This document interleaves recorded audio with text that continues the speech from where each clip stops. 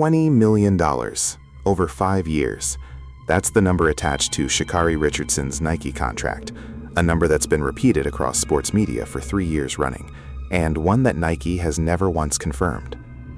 Nobody outside a handful of Nike executives and Richardson's own agent actually knows what's really in that contract. And that gap between the number everyone repeats and the number nobody can verify tells you almost everything about how this athlete built her career. We will get to that. But first, you need to understand what this athlete has actually done to make a number like that plausible in a sport that rarely pays anyone like this. Track and field doesn't hand out 9-figure or even 8-figure deals casually. Most Olympic medalists go back to day jobs within a year of the closing ceremony. Richardson is one of maybe 3 or 4 track athletes on Earth whose name alone moves product. And she built that leverage after the sport tried to bury her. Dallas, Texas. Carter High School on the south side of the city. Not a program with a pipeline to Olympic sprinting. Not a place that produces world champions on a regular cycle. Richardson was raised primarily by her grandmother and an aunt. Her mother's presence in her life was complicated, and her mother died before Richardson would go on to become one of the most famous athletes in the country, a loss she's spoken about publicly as one of the defining weights she carried into her 20s. She was fast early, fast enough that by the time she got to LSU as a freshman, coaches around the country already knew the name. But knew the name and believed in the career turned out to be 2 very different things, and the difference between them is where this story actually starts. There's also the version of Richardson most casual fans recognize first, the long painted nails, the bold hair colors, the tattoos, and on-track presence that looks nothing like the buttoned-up sprinter archetype American track had been marketing for decades. She said publicly that part of that comes from Florence Griffith Joyner, FloJo, the fastest woman in recorded history and the last American sprinter to turn personal style into part of the show. That connection matters more than it sounds. Richardson wasn't just trying to run fast. She was trying to be seen exactly as herself while doing it, in a sport that had spent decades telling athletes to tone it down and let the times speak instead. In 2019, as a true freshman at LSU, Richardson broke 2 world under-20 records on the same day at the NCAA Division I Outdoor Championships. She ran the 100 meters in 10.75 seconds, breaking a mark that had stood for 42 years. Days later, she ran a 22.17 in the 200, faster than the U20 record Allison Felix had set at the 2004 Olympics. That's not a promising freshman season. That's one of the most statistically dominant performances college track has ever produced. Within weeks, she'd announced she was turning professional, betting on herself before most sprinters her age had finished a full college career, walking away from a guaranteed scholarship and the safety net of a program that had already helped make her a household name in the sport. It worked. Briefly, spectacularly. Then the pandemic hit, wiping out most of a season for every athlete on Earth and stalling the momentum she'd built. When racing finally resumed and the Tokyo trials arrived, she ran fast enough to qualify outright for the Olympic team. And the response from the sport was not celebration. It was suspicion, and then scrutiny. And then, after she tested positive for a marijuana metabolite following the death of her mother, public disqualification from the one stage that would have made her famous on her own terms. She was barred from the individual 100 meters at the Tokyo Olympics, despite having qualified for it outright at the US trials. She'd run fast enough to make the team, and still wasn't allowed to compete.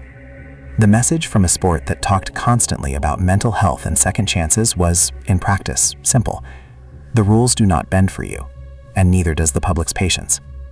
But then comes the part of the story that almost nobody outside the sport actually tracked. Richardson didn't disappear. She kept training, publicly, under the exact scrutiny that had just humiliated her. Every race for the next 3 years run in front of a crowd that was either rooting for a comeback or waiting for the next mistake. That's a specific kind of pressure most athletes never face. Rebuilding your reputation and your body in the same news cycle where your worst moment is still the headline. No quiet gym in another state. No anonymous rebuild. Every 100-meter split from 2021 through 2023 was run under a magnifying glass she didn't ask for, and every loss in that window got read as proof the doubters were right. That detail right there is the whole story. She had the option to fade. Plenty of sprinters with her level of talent quietly exit the sport after a suspension like that, chasing smaller meets and smaller paychecks where nobody's watching. She chose to keep running in the biggest lanes available to her. There was a financial dimension to that rebuild too, one that rarely gets discussed. A suspended athlete without a signature Olympic run doesn't command the same sponsorship interest as a reigning champion. Beats, Spite, Android, and Olay all eventually signed on as partners alongside Nike, but that portfolio was built one solid season at a time, not handed to her on potential alone. Every brand deal she has now was negotiated from a position she had to re-earn after 2021, not one she carried over from her freshman year hype. By 2023, that patience had a return address. She won her first U.S. national title in the 100 at Hayward Field in Eugene, running 10.71, one of the fastest domestic times of her career to that point. It was the meet that told the sport she wasn't rebuilding anymore. She'd already rebuilt. Quick question before we get to the number that changed everything. Do you think Richardson wins gold in the individual 100 at the following year's Paris Olympics, or does the pressure of that comeback story gets to her one more time? Drop your prediction below. We'll circle back. Here's the number. 10.65 seconds. 10.65. That's what Richardson ran to win the 100-meter final at the 2023 World Championships in Budapest.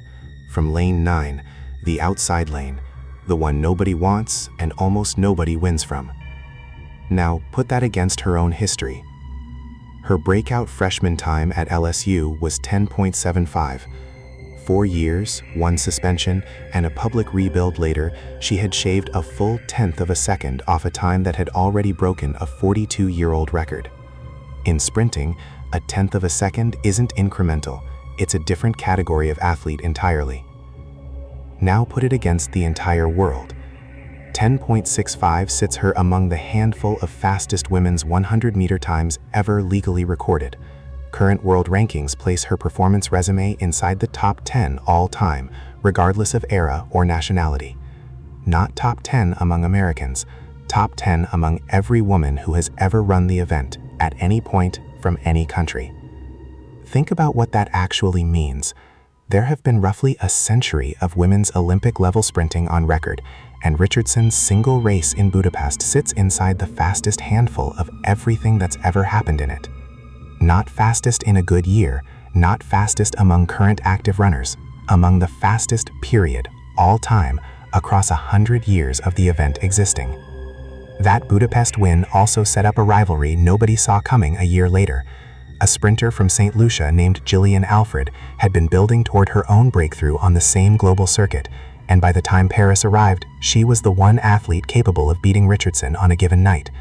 Budapest was the number that told the world Richardson was back. Paris would be the race that told the world the comeback still had one more obstacle standing in front of it. Here's the fact that actually separates Richardson from most sprinters who put up one fast time and fade. At that same 2023 World Championships, she also anchored the U.S. women's 4x100 relay to gold with an anchor leg split that stood at the time as the fastest relay leg ever run by a woman at any competition in the sport's recorded history. That's not a small fact. That is a historic fact that puts her performance that week in a completely different category. An individual world title from the worst lane on the track, followed by the fastest relay leg any woman had ever run inside the same 7-day championship. No hype needed on that one. The number carries itself. Consider what it takes to produce both results in the same week. An individual final is a solo event, run entirely on one athlete's technique, nerve, and conditioning. A relay anchor leg is a different discipline altogether. You're catching a baton at speed from a teammate who's already fatigued, absorbing whatever pace and rhythm she hands off, and finding another gear with zero room for error, because a bad handoff cost the whole team the race regardless of how fast any individual leg was. Most elite sprinters are genuinely excellent at one of those two things. Richardson, in the space of 7 days, was historically excellent at both. After the Paris Olympics, where Richardson won her first individual Olympic medal, a silver in the 100 meters, before anchoring the 4x100 relay to gold, she didn't lead with a victory lap about the doubters. In a press conference afterward, she talked about trusting her teammates to get the baton to her hand, and called it a phenomenal feeling for all of them. Not a list of the people who wrote her off in 2021, not a speech about redemption, just gratitude for 3 other women who trained beside her through the parts of the comeback nobody was filming. And this year, heading into her 2026 season, she opened it in a place almost nobody expected, rural Australia, racing amateurs on grass at the Stawell Gift, one of the oldest foot races in the country, running alongside her partner and fellow Olympian Christian Coleman. She said the grass reminded her of being a kid, of visiting her grandmother in the country, and called it her inner little girl racer coming out. Not a training camp built around cameras, not a staged comeback narrative. A world champion sprinter choosing to run barefoot adjacent on grass in front of a small Australian crowd for the fun of feeling like a kid again, with prize money for the win that amounted to a fraction of what she'd make in a single Diamond League appearance fee. Ask yourself how many athletes with her resume would take that detour on purpose, this deep into an Olympic build. Most professional sprinters guard their bodies and their schedules like assets, which, at this level, they are. Richardson spent an early week of her most important season racing amateurs on grass because it reminded her of home. She's also been direct, in her own words on social media this year, about where her head is, that she refuses to be her own enemy anymore, that she's the only thing that can stop her. It's a strange thing for someone with her resume to say out loud. It's also, if you followed the last 5 years of her career, the most honest thing she could say. Here's the part that should surprise you, if you assumed her story already had its ending. As of this year's world rankings, Richardson currently sits outside the very top of the 100 meters list, not because she slowed down, but because a new generation of sprinters, including her own US training and racing rivals, have been putting up historic seasons of their own, while she's raced more sparingly, managing the ordinary wear of a decade at the top. That means the underdog framing that defined her 20s hasn't actually gone away. It's just changed shape. She's no longer the outsider nobody believed in. She's the former world #1 being chased by sprinters who grew up watching her run.